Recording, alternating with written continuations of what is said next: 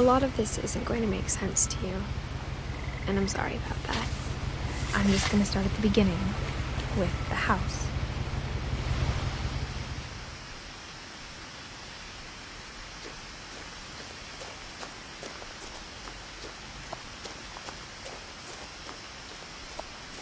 I lived here until I was 11, but I wasn't allowed inside half the rooms.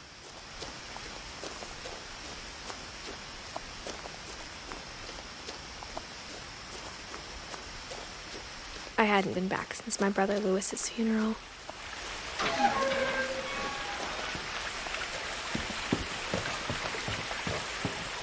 In her will, my mother left me a key, but didn't tell me what it unlocked. Maybe she thought I'd know. Or she thought that the mystery would be enough to bring me back.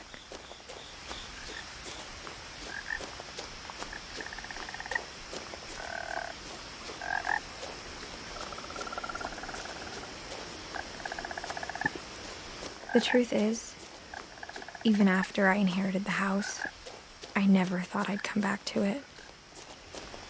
But now I had questions about my family that only the house knew the answers to. The woods around the house have always been uncomfortably silent, as if they're about to say something but never do.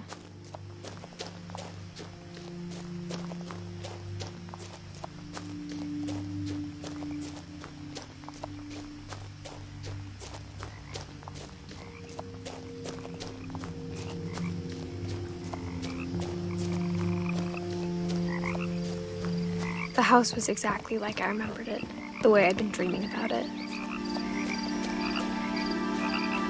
As a child, the house made me uncomfortable in a way I couldn't put into words.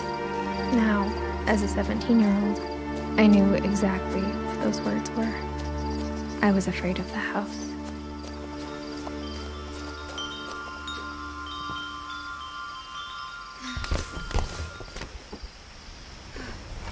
Crawling through the doggy door used to be a lot easier when I was 11.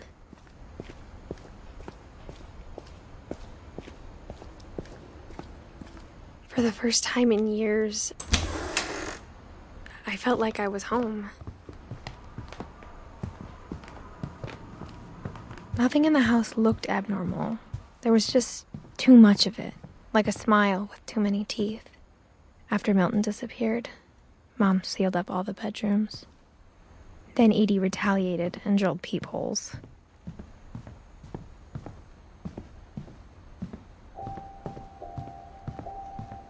I spent a lot of time playing in Great Uncle Walter's room. Lewis told me there were secret passages, but I never believed him.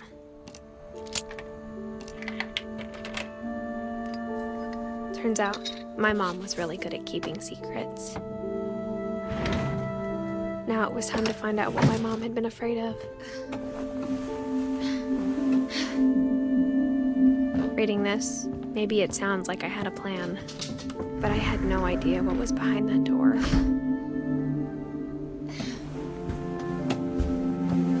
Just like I had no idea where all this was gonna lead.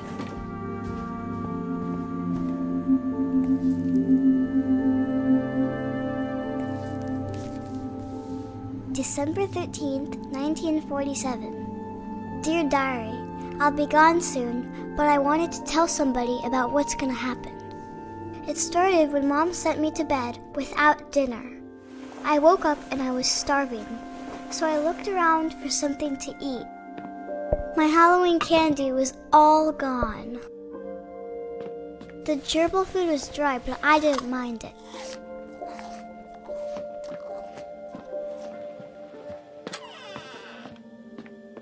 I kept eating and eating.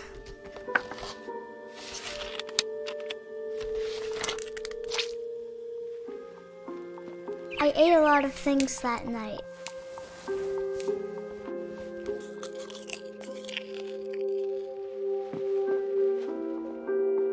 Then I heard chirping outside my window. It was a barn swallow going back to her nest. I reached out for her.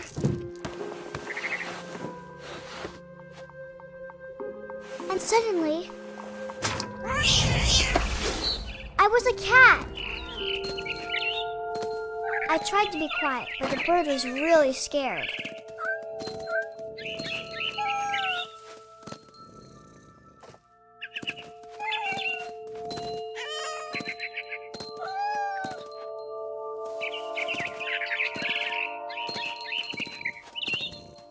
I jumped and I almost got her. I could tell she was getting really tired. Now I was up in the big tree. I promised Dad I wouldn't climb it anymore. I gobbled her up. And suddenly, I was an owl. First, all I heard was the wind. Then I heard little teeth nibbling in the grass.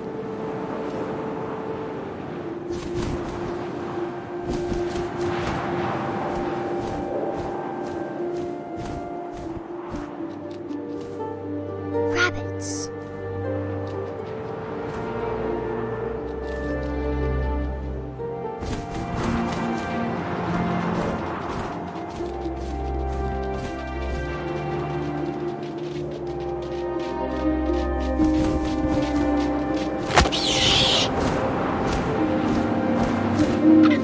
I imagined his face looking up and seeing mine through my talons.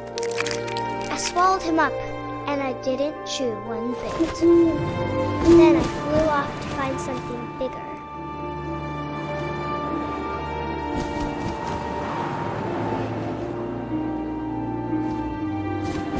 A mama rabbit.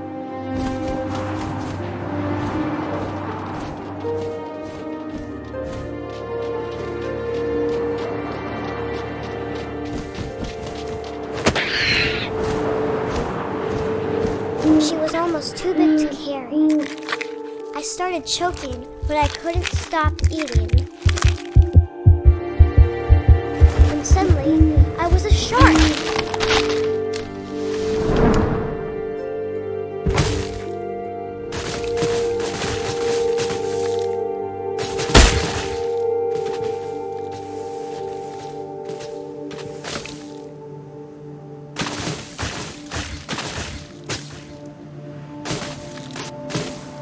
I rolled off a cliff and into the ocean. Now, I was hungrier than ever.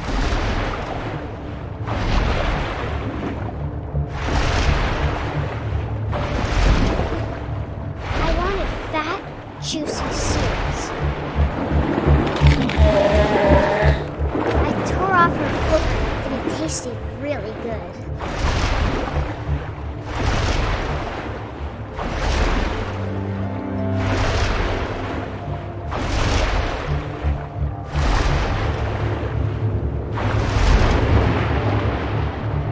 Grabbed on tight.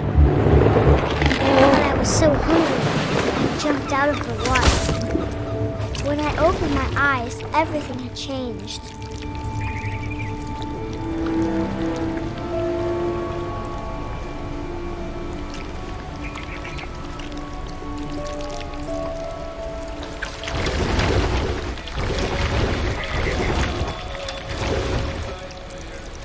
Now I was a monster. And I smelled people everywhere.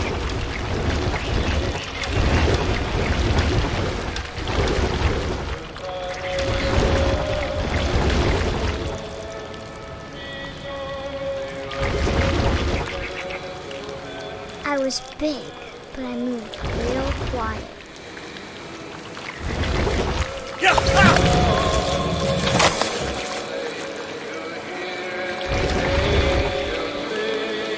I wanted to stop, but also I didn't.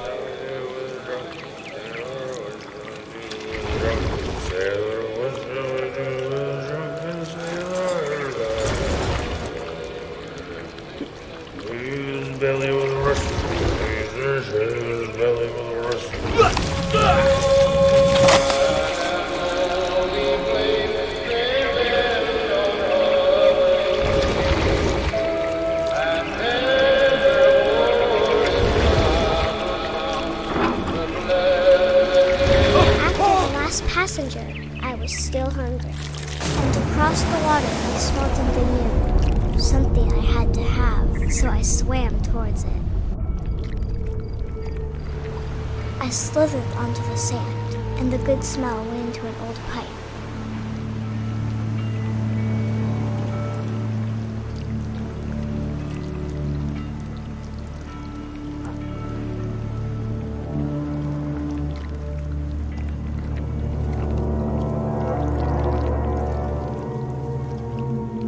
I got closer and closer.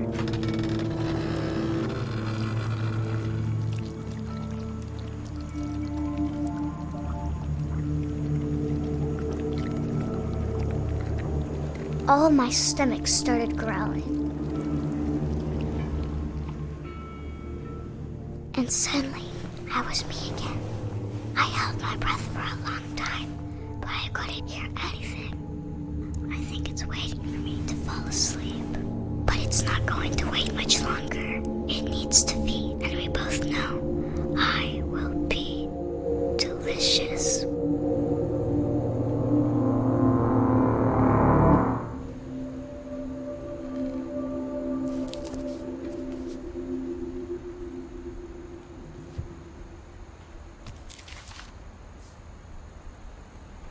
I'm not sure if I believed all of that, but I'm sure Edie would have.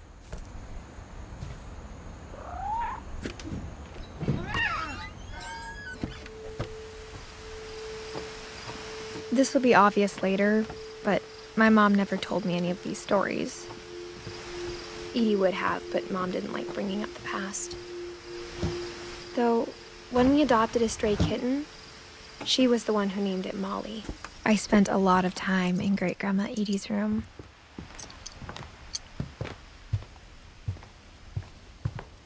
When Edie told people Sven was killed by a dragon, she could also have said he was building a dragon-shaped slide that collapsed. The only trace Grandpa Sam's first wife Kay left on the house was the pink bathroom.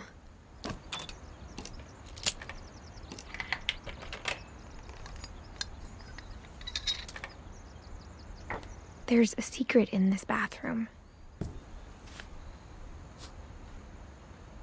It's in the last place you would look. It isn't in the cupboard.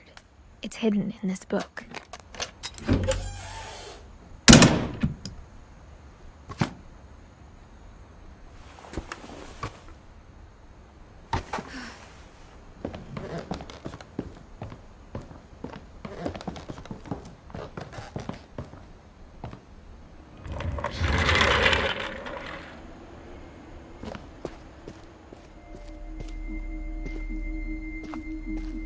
I knew Grandpa Sam had a twin, and that he never talked about him.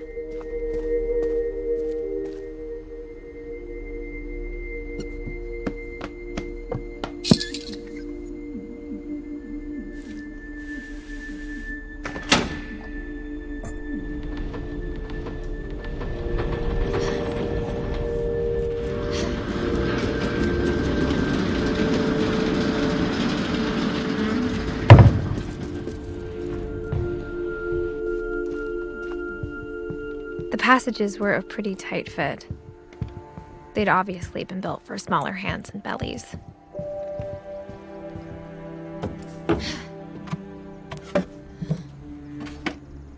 Growing up, I always thought of Barbara as a child star. Of all the stories people wrote about Barbara's death, I'm surprised Edie saved this one.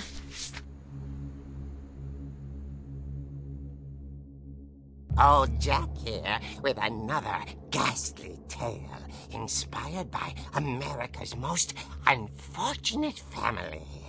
I'm calling it The Surprise Ending of Barbara Finch.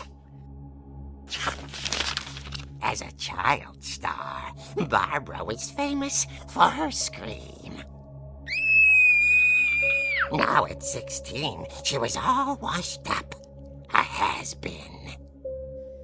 But in a lucky break, she'd been asked to perform her signature scream at a local convention for monster movie fans. It was just the boost her career needed. Unfortunately, her scream hadn't aged well. Getting better. I think you just need the right motivation. Her biggest fan and current boyfriend, Rick, was about to demonstrate when... Now that was a great scream. It was Barbara's father, Sven. He'd slipped into a table saw and had to be rushed to the emergency room. So Barbara got stuck babysitting her youngest brother, Walter. Her convention comeback was cancelled. Okay, I'm hearing frustration, but I'm not hearing terror.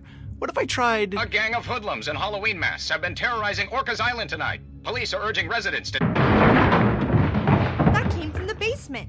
You're right! Also, I loved your delivery on that. Why is your basement door locked?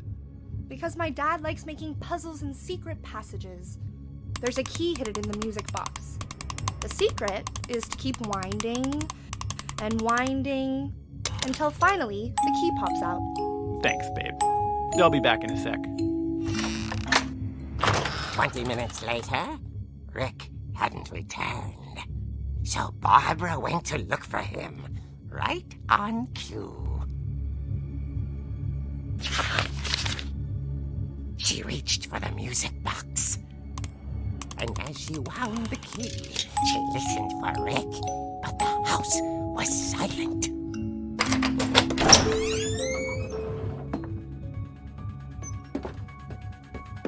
Rick? Are you okay? She found Rick's crutch and imagined the worst.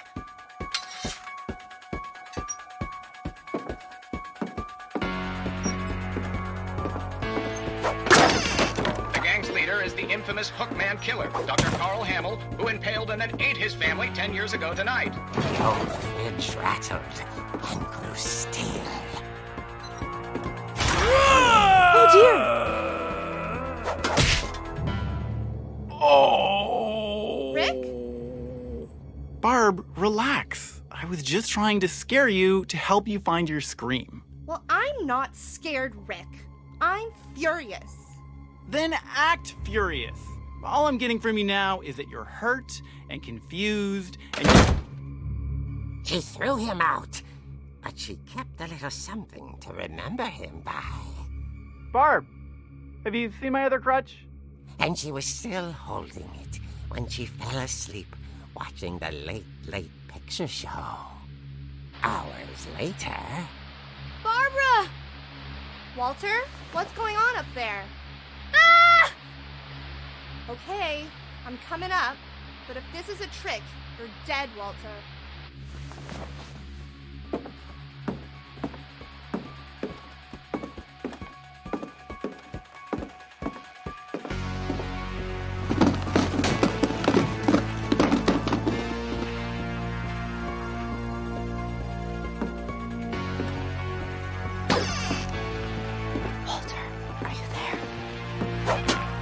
Walter had vanished, but his bedside radio was still on.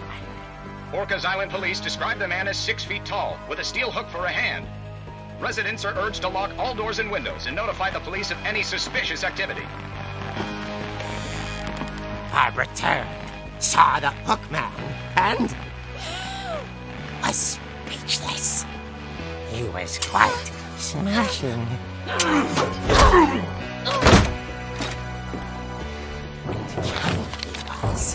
He couldn't get enough of Barbara. Okay, Barbara, there's gotta be another way out of here. That night, she played her part beautifully.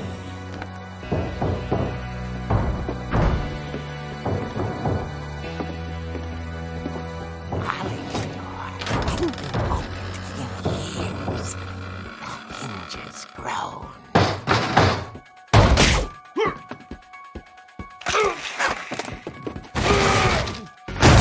He wasn't moving, but she sensed the story might not be over yet.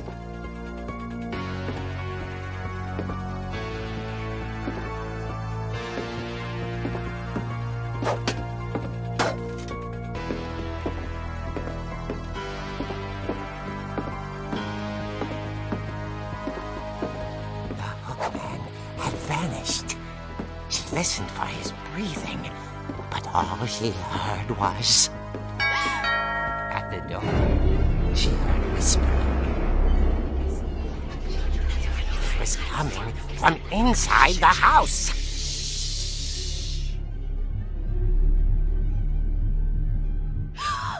Oh dear. The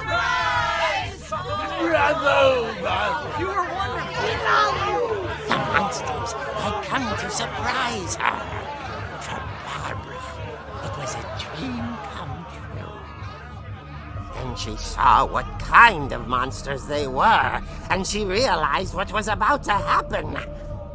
She was going to be famous. And with her final breath, Barbara Finch gave the performance of her life.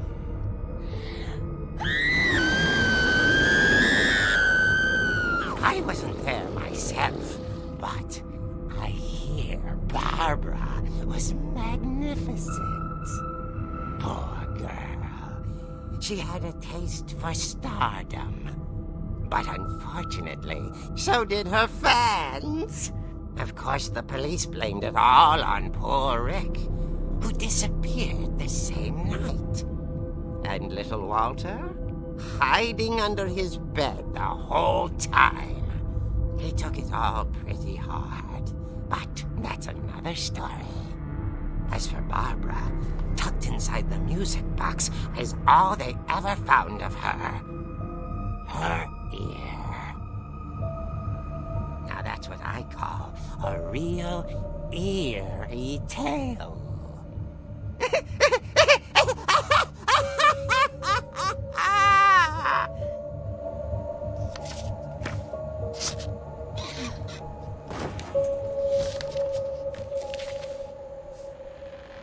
Edie told me all Barbara wanted was to be remembered, as absurd as that comic was.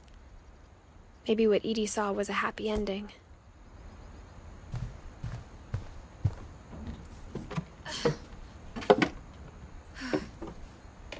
I guess now I know why Mom didn't like me playing with the music box.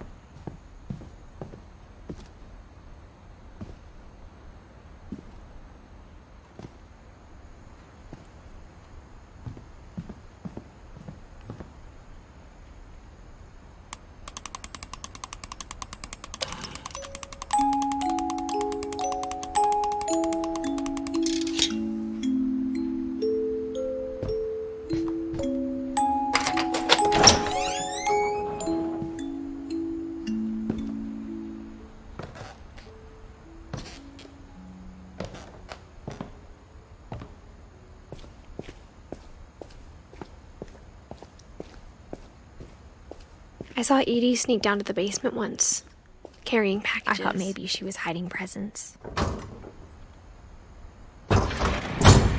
It turned out she was hiding a lot more than that.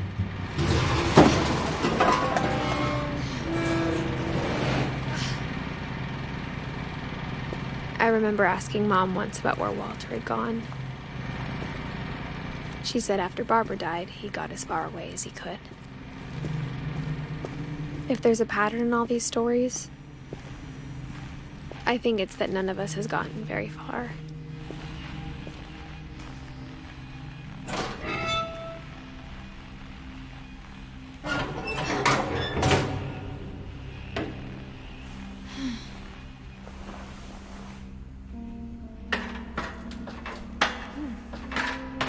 Maybe she was afraid I'd end up like Walter.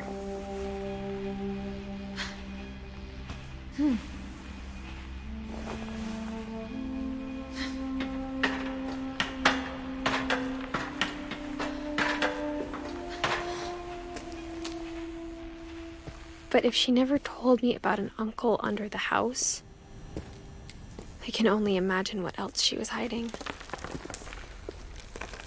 I don't want to make the same mistakes she made, trying to bury something that's still alive.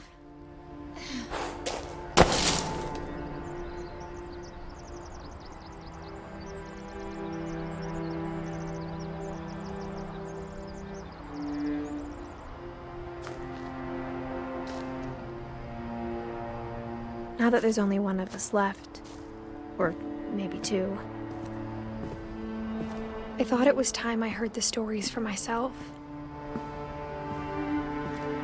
and found out what happened to everyone else. But now I'm worried the stories themselves might be the problem. Maybe we believed so much in a family curse, we made it real.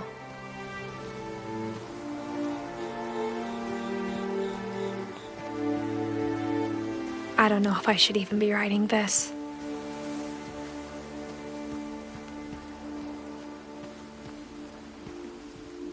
Maybe it'd be better if all this just died with me.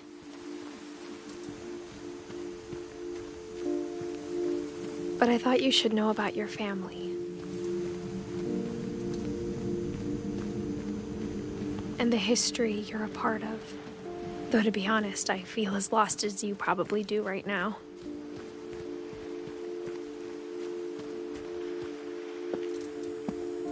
I think the people in these stories believed them, for what that's worth.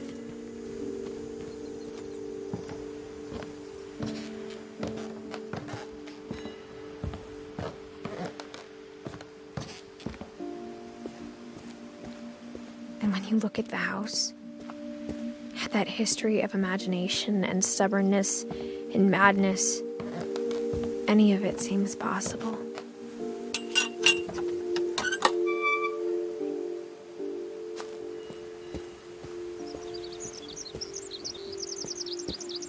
I think we've been surrounded by death for so long, we've just gotten used to it. What kind of family finishes building a cemetery before starting the house?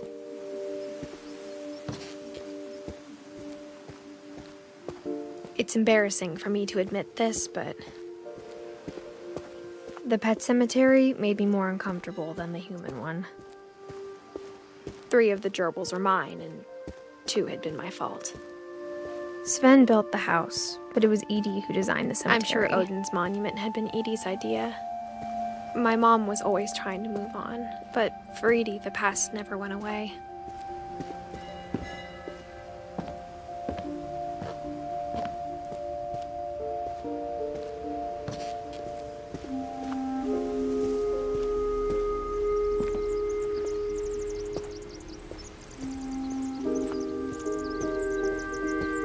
There's so many things I wish I could ask my mom now. Part of me thinks this is what she wanted all along. For me to come back someday and find everything out for myself.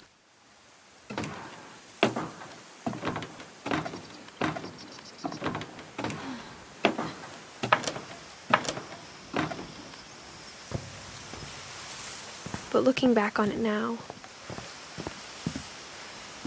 if she told me there was going to be so much climbing, I never would have come when I was 22 weeks pregnant.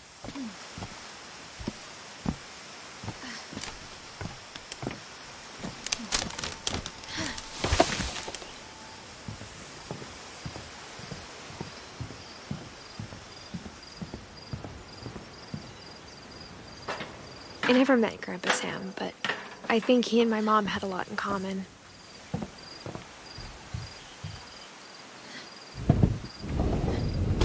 They were both pretty intense.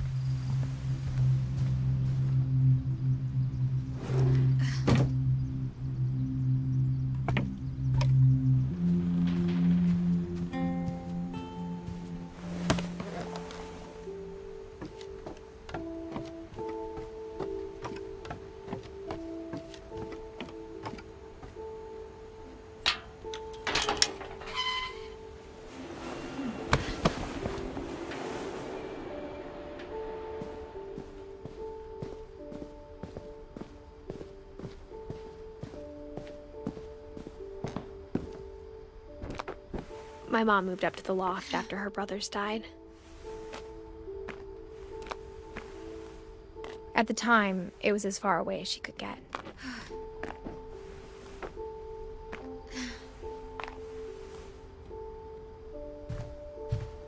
I can't imagine what it was like for her to lose. My mom moved to India a week after graduation and got a job teaching English. Louis was born a year later. When my dad died, I don't think Mom knew where else to go. I'm sure Edie was happy to have her back. The house had to get a little bigger, but Edie was used to that. And for a while, things were good. Almost normal, but it didn't last. The beginning of the end was Milton's 10th birthday, when Edie gave him a castle.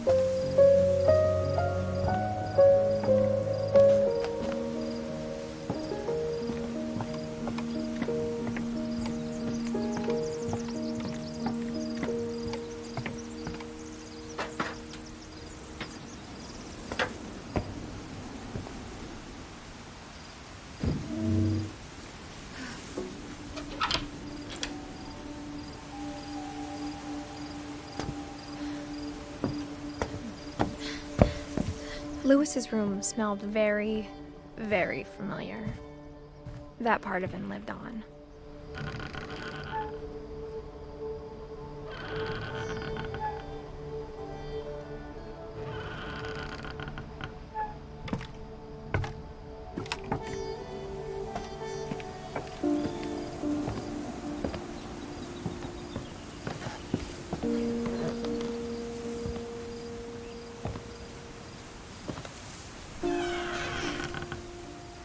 I wish we'd stayed. But I understand why we left. What happened that night had been coming for a long time. Maybe it should have come sooner.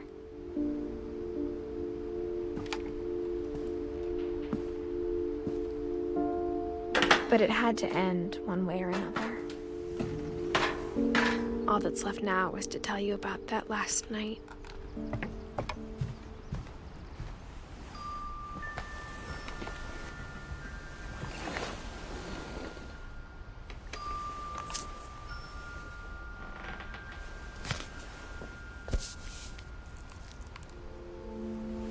That whole last day, Edie just watched us pack and didn't say a word.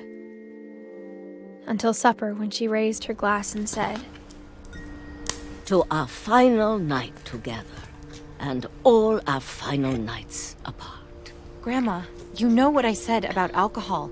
Some of your medications are very Edith, specific. I left a present for you in the hallway. Why don't you go open it? The grown-ups have to argue now. I'm sorry, you're right. We're all leaving tomorrow. Let's just enjoy our last... I'm not leaving. Edith, you're excused.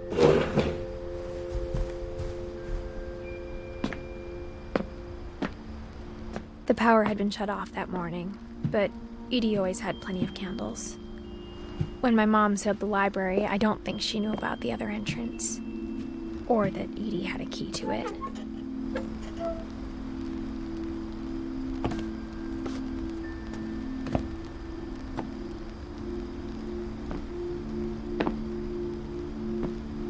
That thing you're afraid of isn't going to end when you leave the house. Edith has a right to know these stories. My children are dead because of your stories! I think it's best if Edith and I leave tonight. We'll have the nursing home send a van for you in the morning. Okay? Dear Edith, there's so many stories I wish I could tell you, but there's only time for one. This is about what happened on the night you were born. That night, the tide went way, way out.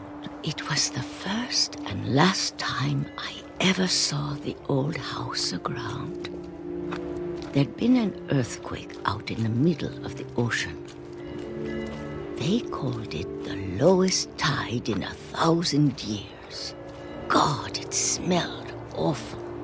You know, I've seen that house every day of my life. But I never thought I'd go back to it. When the fog rolled in, I lost my way.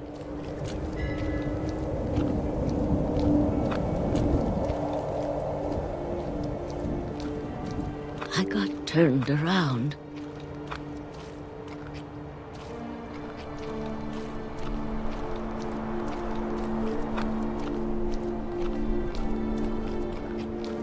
For a while, I wandered.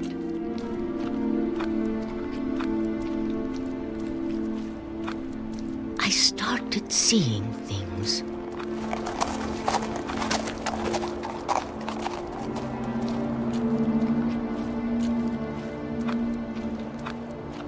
Things I'd forgotten had ever existed.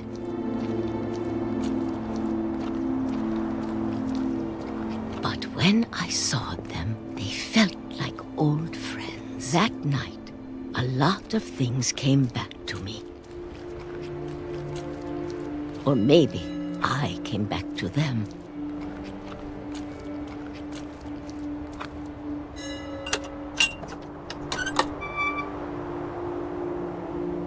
Things I can't explain, but that I need you to try and... Edith, what are you doing in here? It's mine. Edith! Mom, you're gonna rip it! Let go! I kicked and screamed, but Mom dragged me to the car. I never saw Great-Grandma Edie again. The next morning, the van came to pick her up, but she was already gone. After that, we moved around a lot.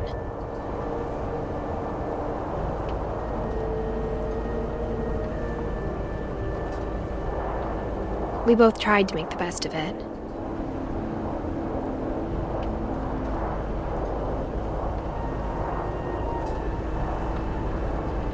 A few years went by.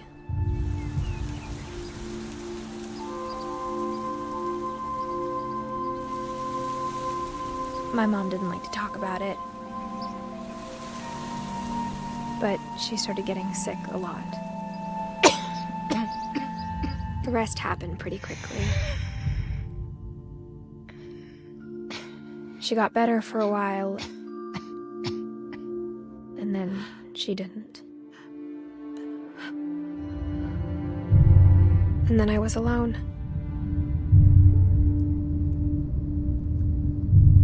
The last Finch left alive.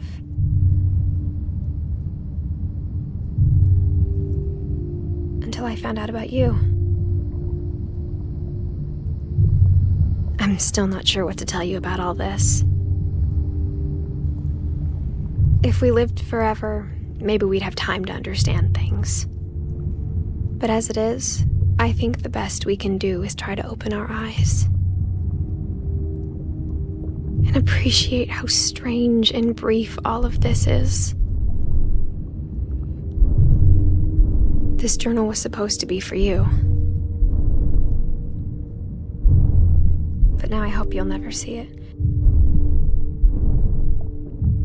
I just want to meet you and tell you all these stories myself. But I guess if you're reading this now, things didn't work out that way.